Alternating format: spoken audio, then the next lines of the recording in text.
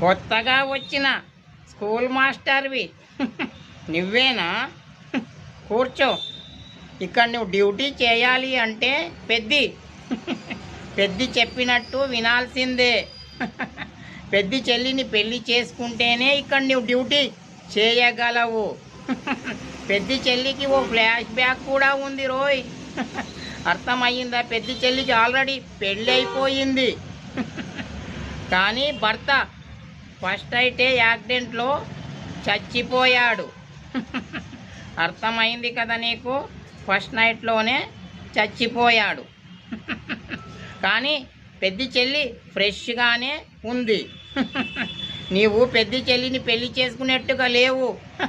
ఇక్కడ నుంచి త్వరగా వెళ్ళిపో, ఎర్ర బస్సు వస్తుంది. ఈలోగా పెద్ద చూశాడంటే నిన్ను చంపేస్తాడు రోయ్. వెళ్ళిపో త్వరగా.